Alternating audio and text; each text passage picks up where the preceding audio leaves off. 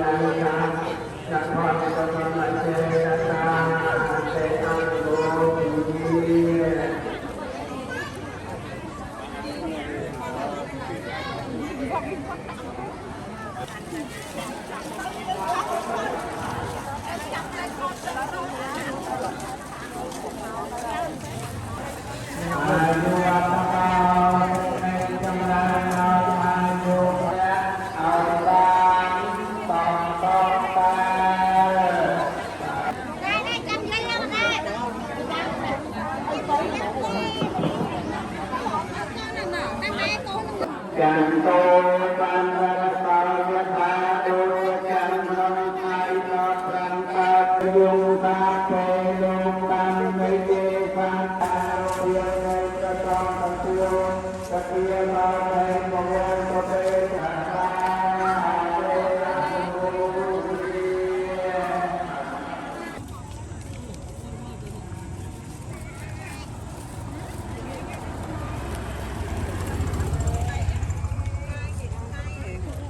một cắt một vuông.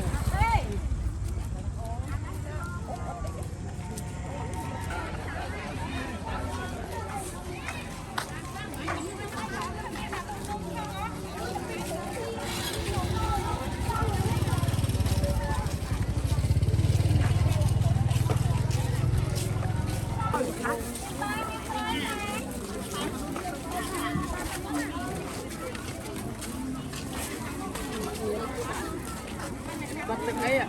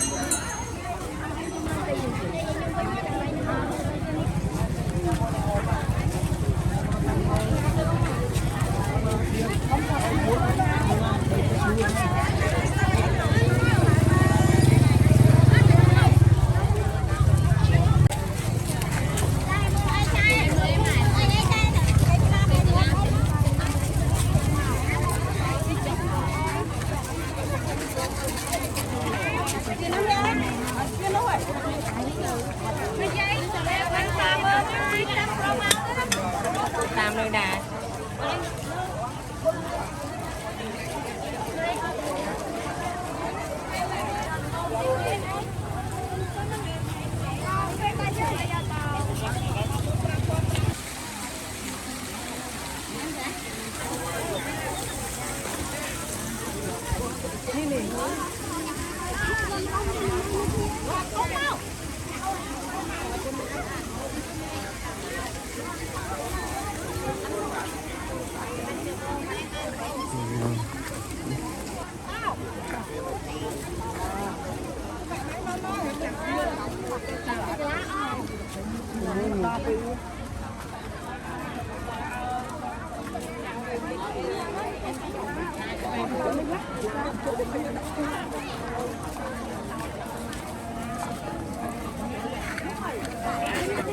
lấy lắm từ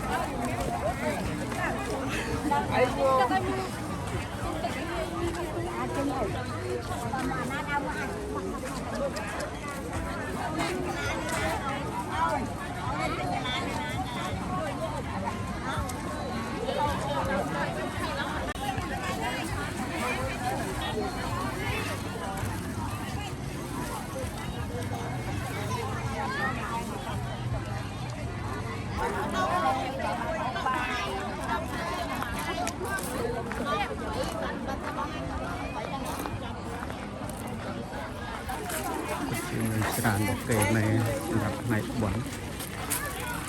ចឹងម៉ែបងប្អូនយើងកំពុងតែមក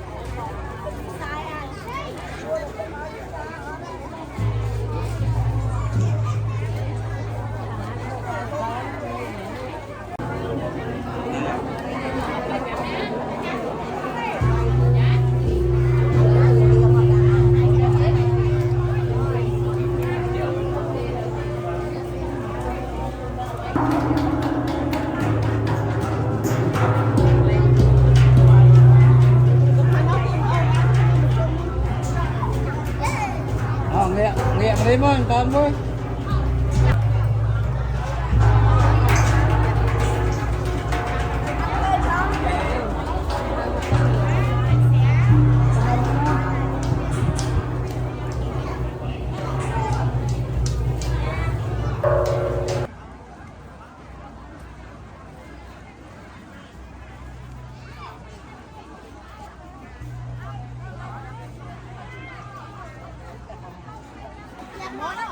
Này mà này, ôm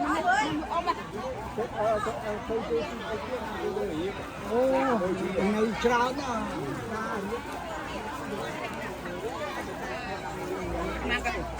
Anh đi hay là nó không trốn ông lúc 10,000 chia rồi. 10,000 cái này. ច្រើនហើយបងប្អូនយើងពុទ្ធបរិស័ទមកថ្ងៃបុណ្យ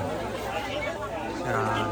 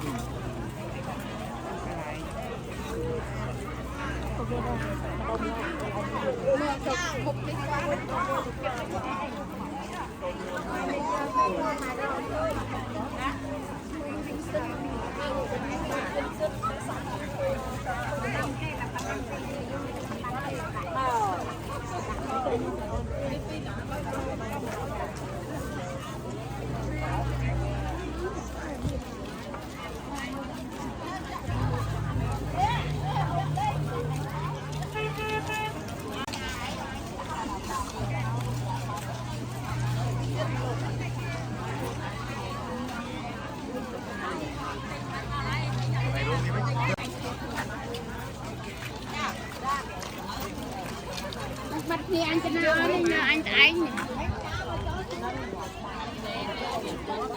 បងប្អូនយើងក៏លក់ច្រើនតាមដងផ្លូវគ្រប់ទីកន្លែងនេះសិតតែបងប្អូនដែលយើងកំពុងតែលក់សម្រាប់បងប្អូនយើងមកពីទីចិត្តទីឆ្ងាយគាត់ទិញថ្វាយព្រះ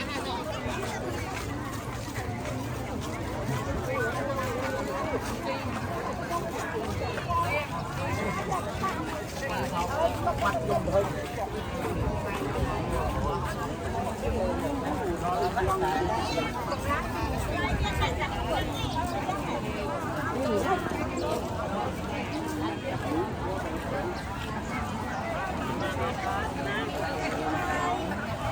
Ghiền Mì Gõ để không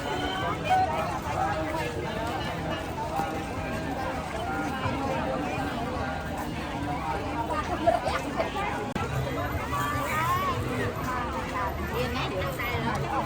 នអរគ្នាមានបងប្អូនយើងក៏មកលេងច្រើនមានទាំងអ្នកលក់មានទាំងសានធ្វើបន់ចឹងទៅកន្លែងណាក៏សិតតែបងប្អូនយើងដែរក្រុមលុបឈើលុបរស័យអស់បងប្អូនយើងមកតំបន់នេះជាស្រួលបងប្អូនបូតទឹកអីទៅខ្ញុំហាយតិចចឹងបងប្អូនយើងនៅតែបន្ត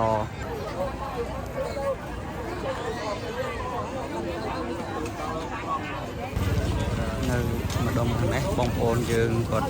ប្រកបពលរបរលក់ដូរច្រើនគ្រប់មុខចង់មានរោអ្វីក៏បានមានច្រើនបងប្អូនក៏លក់ច្រើន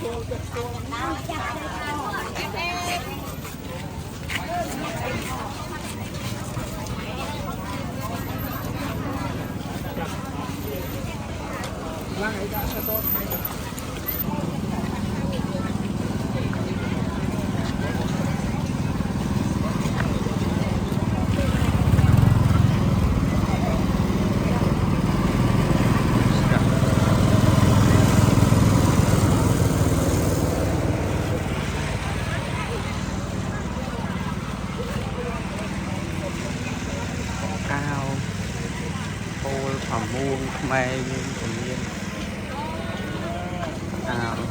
ចាស់គាត់ផ្សែង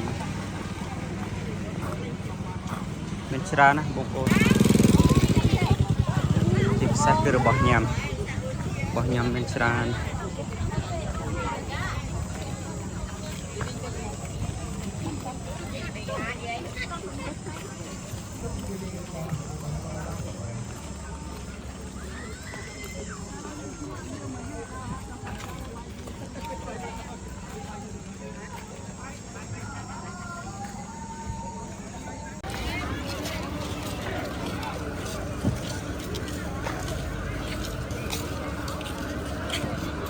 បងប្អូនក៏លក់មកជាហៀងខាងនេះច្រើនបោះញ៉ាំមានឆ្នាំបុរាណក៏មានច្រើននៅនេះគ្រប់មុខគាត់របស់ធម្មជាតិមកលក់ផងច្រើន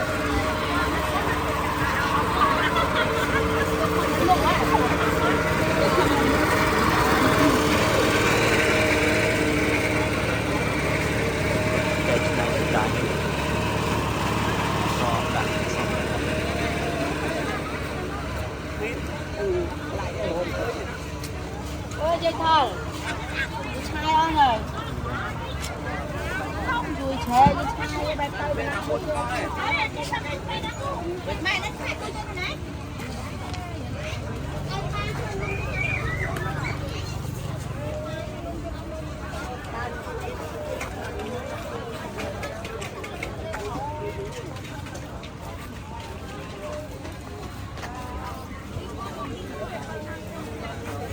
anh nói mà anh nói tôi đi chết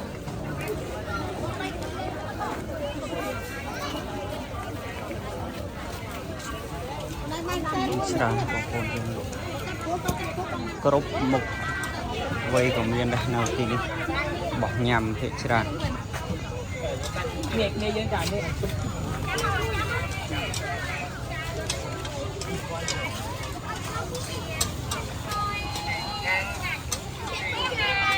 បបប្រកាសក៏មាន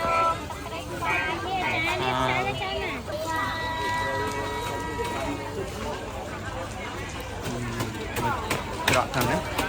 បងប្អូនយើងគាត់មានវាចុះញ៉ាំបាយ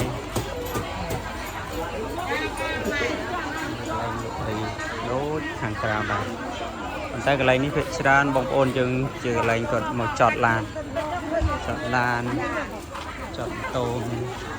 តែម៉ូតូភាគច្រើនដាក់នៅក្រៅហើយខាងក្នុងនេះភាគច្រើនគឺឡានហើយដើមឈើត្រជាក់ដើមឈើច្រើនក៏ដោយសារដើមឈើឡើងត្រជាក់ល្ហឹម